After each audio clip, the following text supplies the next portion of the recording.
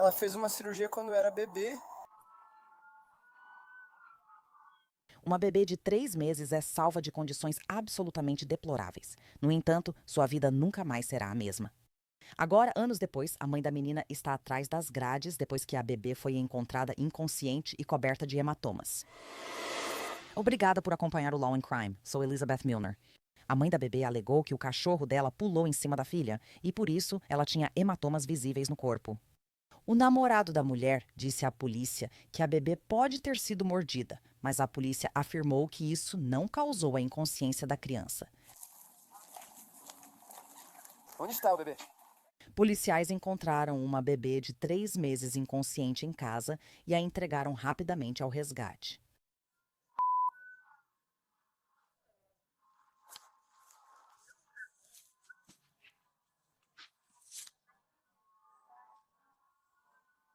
Ela fez uma cirurgia quando era bebê. Em 8 de novembro de 2023, a bebê de 3 meses foi levada ao hospital porque não acordava, segundo a família. Ela estava sem resposta e letárgica, mas viva. Algo estava errado. A bebê tinha hematomas visíveis em sua barriguinha. Quando questionada, Kelly Ward, mãe da bebê, disse que um cachorro pulou em sua filha. Quando os policiais entraram na casa, relataram condições horríveis e insalubres, especialmente para um bebê de 3 meses. Na casa em Deland, a polícia relatou ter visto aranhas e teias cobrindo os cantos do teto. Eles viram baratas nas paredes. O namorado de Kelly disse aos policiais que os hematomas do bebê podiam ter sido causados por ratos na casa. O namorado de Kelly não é o pai do bebê dela, mas ele e Kelly teriam sido os 2 últimos adultos vistos com o bebê. Na manhã seguinte, quando acordaram, a menininha aparentemente estava tendo convulsões e depois ficou inconsciente. Segundo relatos, não se sabe ao certo o que ocorreu antes da filha de Kelly ser encontrada. Médicos dizem que o ocorrido com o bebê dela não foi natural. Não foi causado por um cachorro, nem por ratos, mas os ferimentos dela eram compatíveis com a síndrome do bebê sacudido. De acordo com um relatório da WESH, o bebê de Kelly sofreu danos cerebrais permanentes. Agora ela precisa usar uma sonda de alimentação. Ela pode ficar sem enxergar, andar, falar ou fazer tarefas básicas permanentemente. Como disse, os policiais responderam em novembro de 2023, agora já é 2025. E no início deste mês, Kelly foi oficialmente acusada de negligência infantil, causando grande dano corporal. Ela foi presa no dia 4 de agosto. Em 9 de agosto, menos de uma semana depois, ela foi liberada após pagar fiança de $5.000. Foi relatado que o namorado de Kelly também pode enfrentar acusações.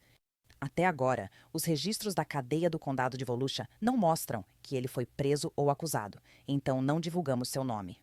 Não está claro por que as acusações vieram quase 2 anos depois que o bebê de Kelly foi encontrado sem resposta, mas talvez em breve saibamos mais detalhes.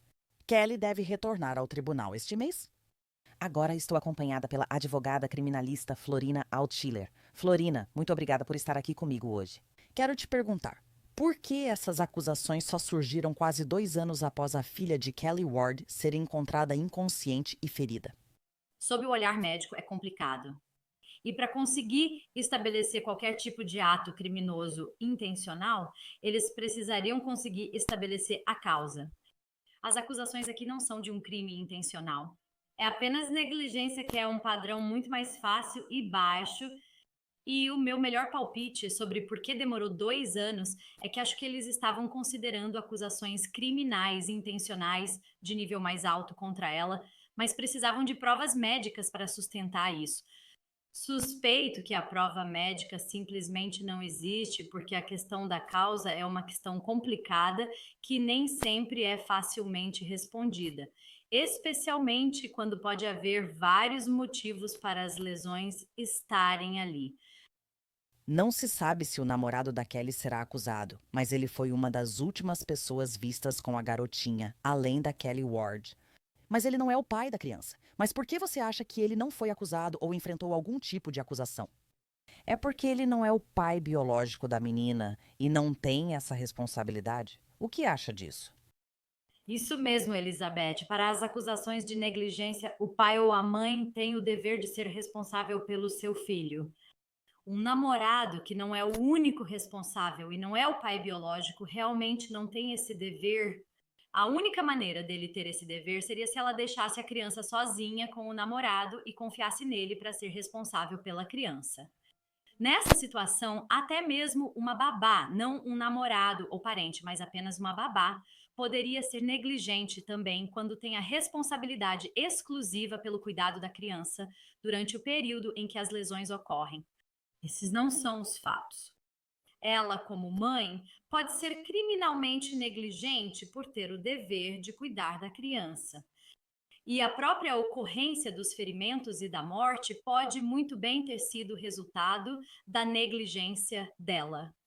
É bem mais fácil comprovar isso do que afirmar que ela causou esses ferimentos ou a morte de forma intencional. Isso é realmente difícil de comprovar, especialmente na ausência de provas médicas que sustentem isso. Isso faz sentido porque já cobrimos vários casos horríveis de abuso infantil, inclusive envolvendo babás acusadas. E isso faz muito sentido, já que os pais não estão em casa. Então eu posso entender completamente isso. Só de ler sobre os ferimentos do bebê já foi difícil. Os médicos confirmaram que os ferimentos do bebê da Kelly eram compatíveis com a síndrome do bebê sacudido. Como você reage a isso? Já viu muitos casos assim?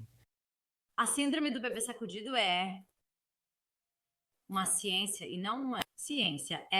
Não, a ciência da síndrome do bebê sacudido é realmente questionável. Existem especialistas que discordam. É difícil comprovar. É a principal causa de acusações criminais aos pais após morte de criança.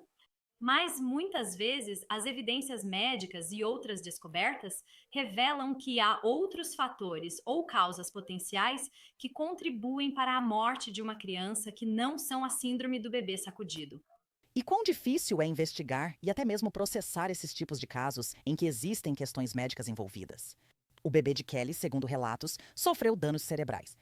Ela usa sonda de alimentação e pode não conseguir realizar funções diárias básicas, pois ainda está viva neste caso.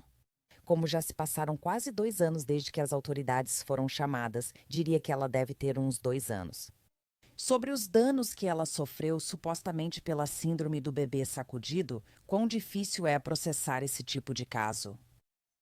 Certo? Então, ela tinha 3 meses na época, obviamente não falava, né? O que é normal para um bebê de 3 meses. O bebê de 2 anos não pode dizer o que aconteceu.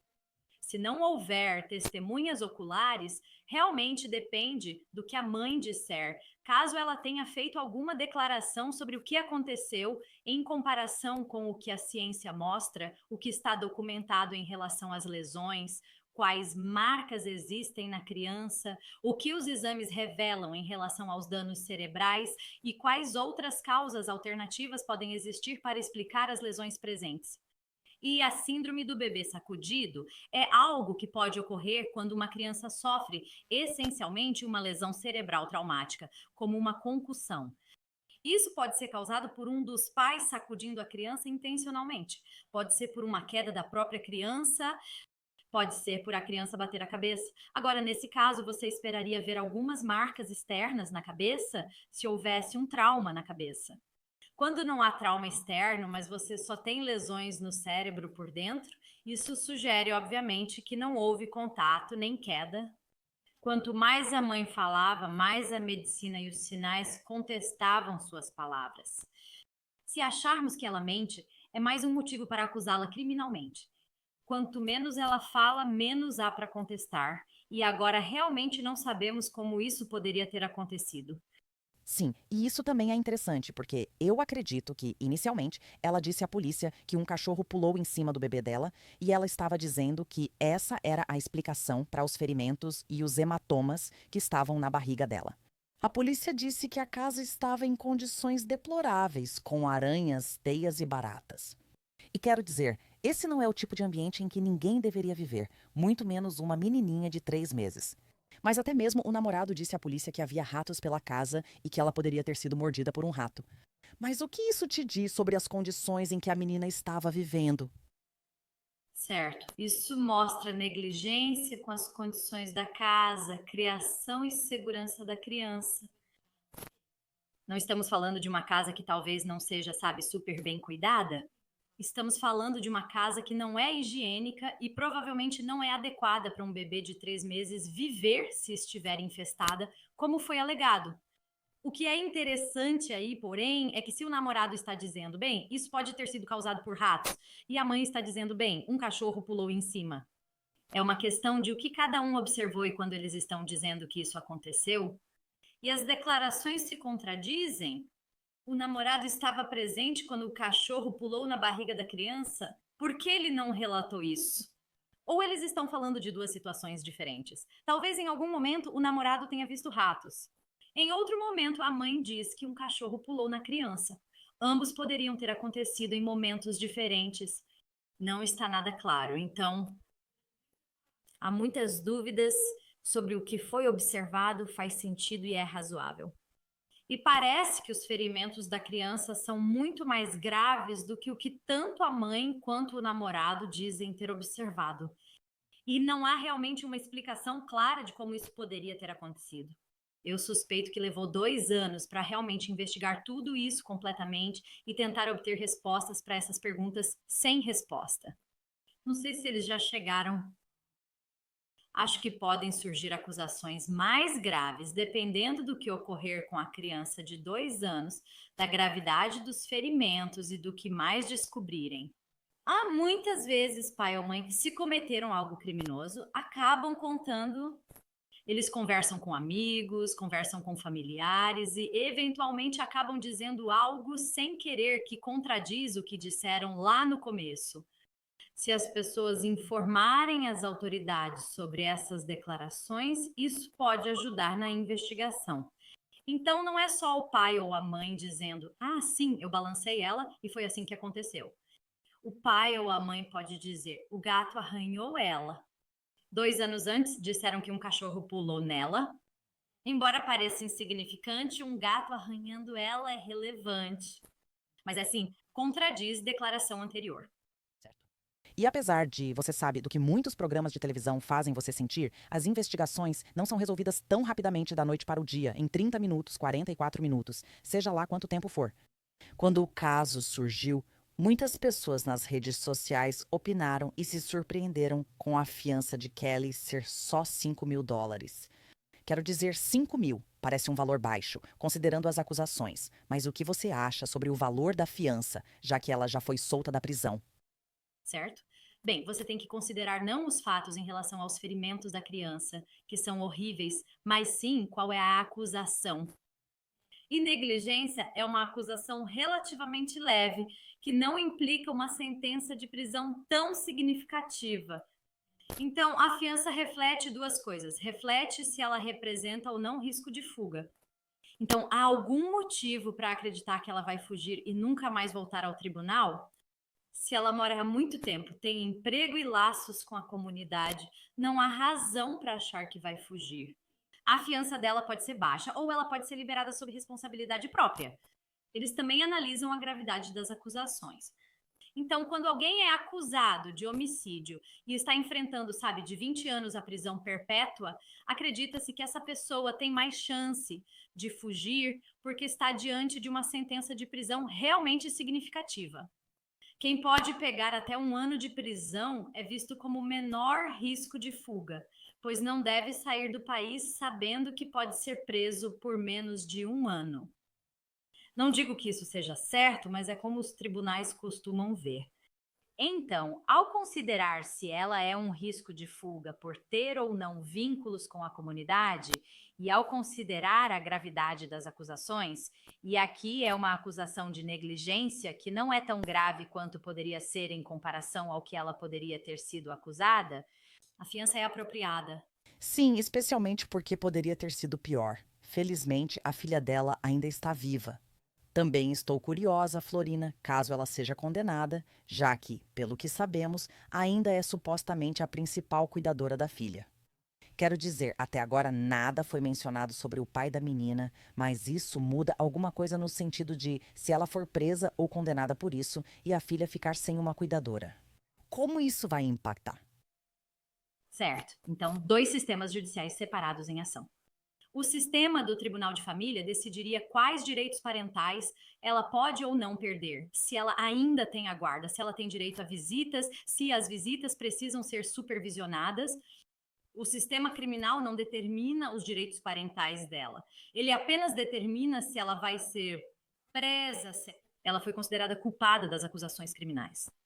Agora, se ela for considerada culpada de acusações criminais relacionadas a essa criança, haverá uma ordem de proteção emitida pelo Tribunal Criminal em benefício da criança, o que significa que ela não poderá ter contato com a criança. Isso é algo que o Tribunal de Família também consideraria ao decidir suspender ou limitar os direitos parentais dela. Muito provavelmente a criança seria entregue a um parente. Às vezes pode ser o outro pai, mãe, avô, avó ou parente adulto mais próximo e disponível da criança. E então ela pode ou não ter direito a visitas que podem ou não ser supervisionadas, dependendo, em última análise, do que o Tribunal de Família decidir em relação aos direitos parentais dela. E isso só acontece se ela for condenada pelas acusações criminais. Se ela não for condenada pelas acusações criminais, ainda pode haver um processo separado no Tribunal de Família.